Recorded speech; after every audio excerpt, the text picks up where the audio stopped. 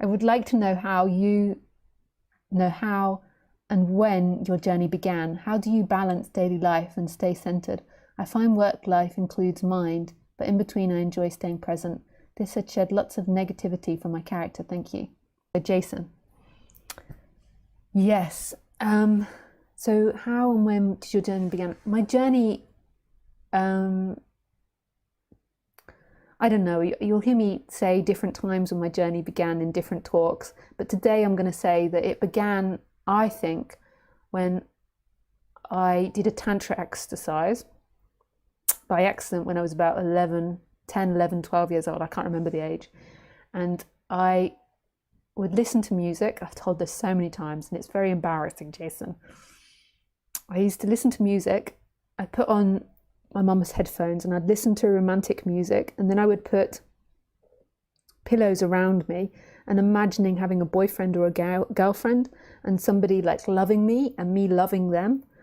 And then this, like, I would really imagine it in detail, like imagine what we'd do, where we'd go, what we'd say, and like this vibration of love would go all over my body.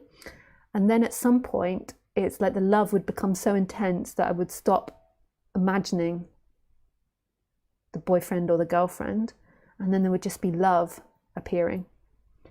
And that, I think, profoundly affected me, because I realized from that I could be in love without having a boyfriend or girlfriend. So what the world was selling me was saying that you've got to have a boyfriend or girlfriend and your life's got to look a certain way. I could have that without any of it happening. So I could just have that by myself.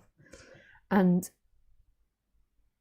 that really affected me, that I could get, because that was my biggest desire, was to have that love. And then I realized I could get it without anything actually ever happening. And so I believe that was the beginning of my journey in what I can recognize in this life. But who knows, maybe we're set up in this life, for particular things, some for spiritual, some for ruling society, some for being peacekeepers. But yeah.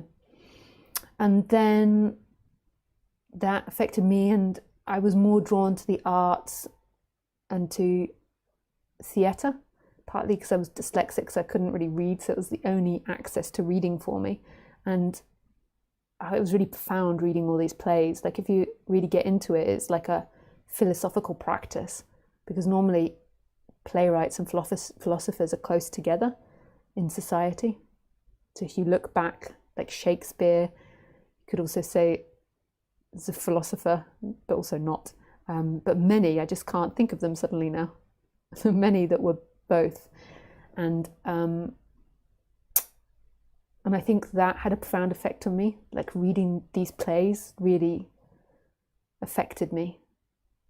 And being around really creative, open-minded people. And then when I was at university, the talk that was called today, what was the name of the talk, was inspired by my friend who I met at university, who got me into this subject, who got me to the first guru and got me to the first Buddhist center. So that was the first time, when I was my first year of university, when I was in contact with like spirituality. I had tried before that, but because of my reading problems, and it was really a bit prior to the internet, I remember going to the library and like I found a book on witches and stuff, but I couldn't really find the right stuff. And then she came along and blew open my mind, and that was about 20 years ago that I met her. Yeah, that's cool, isn't it, when you have long friends like that? My three most significant female friends in my life, so two that I knew from 11 and one that I met at university, all of them are into spirituality now. Not because of me. I would never dare do it. One, we used to live together in our 20s and we both were into it. And the one that I talked about from university, who was into it prior to I met, and then the third one has got into it through yoga. So it's really cool. that happened. So how do you balance daily life and staying centered? You know, I'm still working on that. It's our society currently is a society based on separation and lack of presence and seeking. And so we still have to make money and get our food from a society that's based on not trust, absence of presence, fear, anxiety, and stress. There's some great things to our society as well, but predominantly I would say that our society is a manifestation of seeking.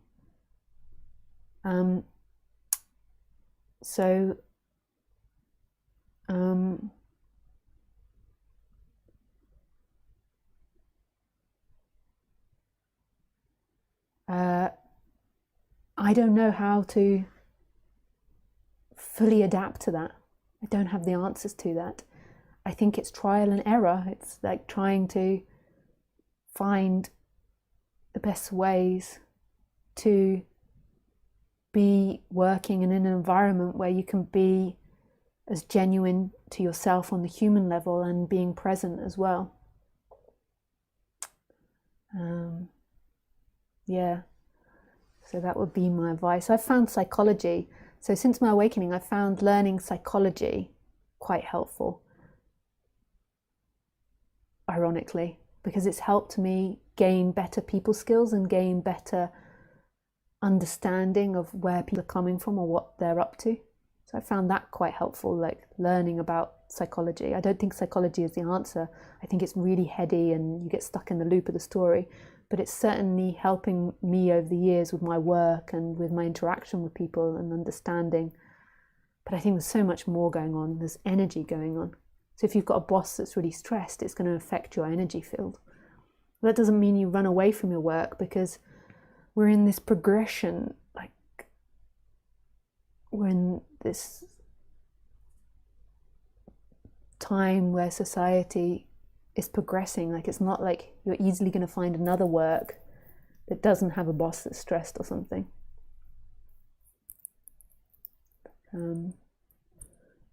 Yeah, and it's trying to work and see what that does to you, and then seeing that that is part of you, your boss, and everybody else's feelings, and surrendering to that. Thank you, Jason. Hi Liz, could you tell something about the fear of making mistakes? I mean, why it's so difficult to take decisions sometimes. Too late to read my question. It's always nice to hear from you. Yeah, you can feel it in your body. It's basically to do with the solar plexus energy, and it's just belief. So you'll have been taught this, that your happiness is based on what you choose. And they'll have been conditioned from your parents, so your parents might have had stress around that, and etc. And I think this is from Jason. I'll just quickly read this because he was the person I last was answering to. Thank you, Lisa. It's comforting to know after 20 years it's still a work in progress. I try to center as much as I can between heavy days. I've become very empathetic since discovering myself as an observer and not my mind, so absorbing people's energy is affecting me a lot. Have a lovely week.